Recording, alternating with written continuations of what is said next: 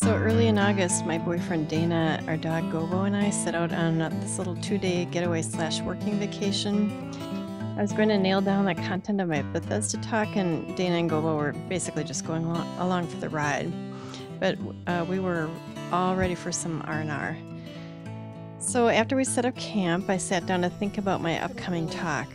I was having this trouble figuring out my angle. That I forgot what my initial intent was. A bit better with clients, after the 30 days away, but the first 30 days were really, I don't think I could have been working with clients.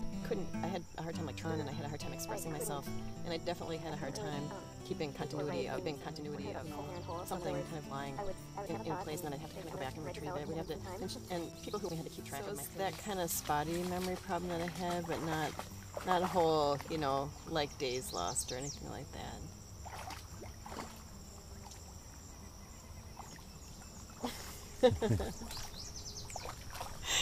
There's the seed monster.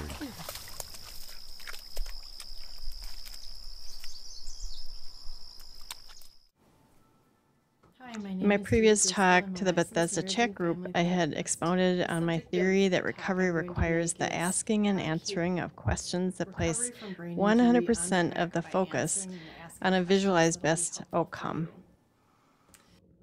So I'd set up PowerPoint presentations, handouts, and links to all kinds of resources, providing evidence that focusing on recovery brings recovery, focusing on difficulties brings difficulties, and focusing on a mix of the two, which is what I do and most of us do, brings some of both. Apparently, the talk wasn't all that helpful to those in attendance.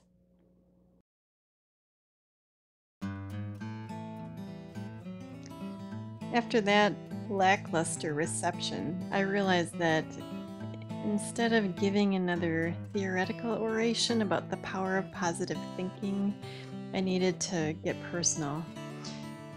I needed to peel away my protective outer layer to let people see me as I really am.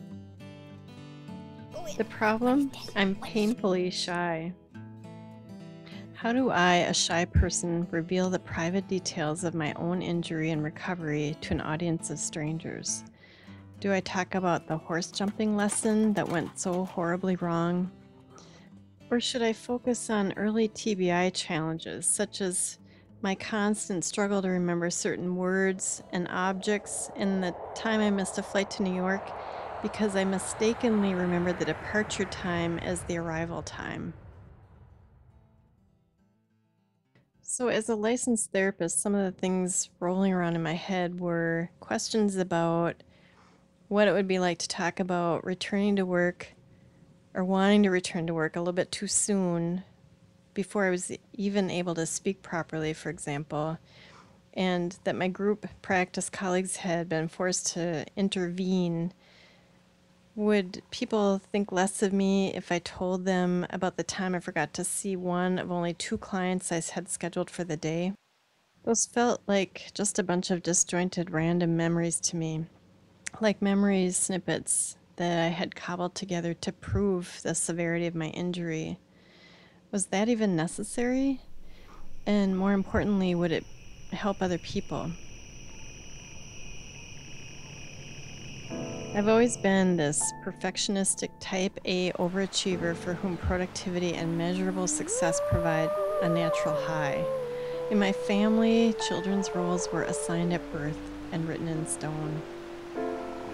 While I've always admired those live in the moment, life is a bowl of cherries types, their attitude is as foreign to me as the Rapa Nui are to Washington, D.C. Before my TBI occurred, I left an established career in interior design because I wanted my work to be more meaningful. I wanted to spend my time unraveling the details of clients' lives until their personal truths and their purposes became clear.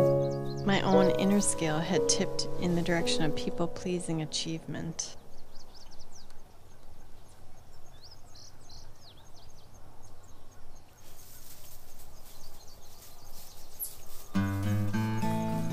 So after the TBI, a great coup for me was coming up with a variety of strategies that allowed me to get back to work.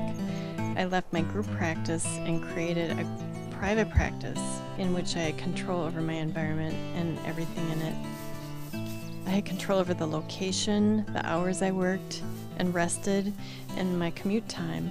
I used the computer to organize everything from case notes to appointments to financial records, even to the magazine subscriptions in my waiting room.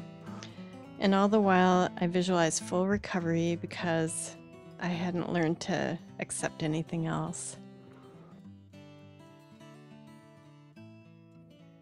By year 3 or so, my practice was back on track, and I began to feel like myself again. I was using the same techniques on clients that I had successfully used on myself, and they were reporting growth and positive change as well.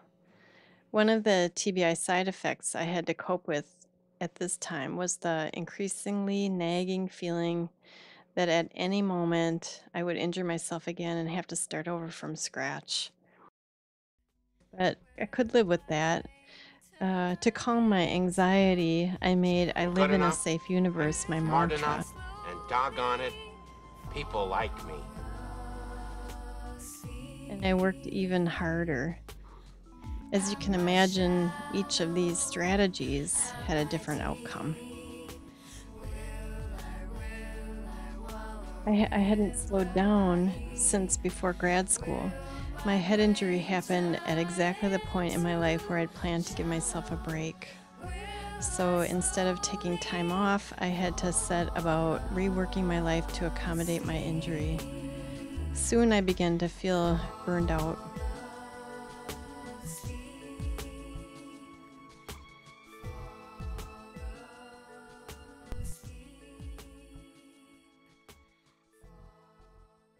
Mining experiences for meaning and direction is a facet of my life that I love. Remember the TBI silver linings I had mentioned before? Well, here are some of mine. Not only did my TBI push me to practice the philosophy that you get what you focus on, but it also helped me to put my cognitive disabilities behind me and rebalance myself away from a way of life that was overly focused on achievement. Today, I'm learning to retool my self-image and embrace average. My TBI is teaching me to live in the now and find joy in the little things. It's teaching me to accept a sometimes shaky memory and live with a past that slides around until the official truth is no longer certain or even important. Life is always a work in progress. The TBI is a great teacher.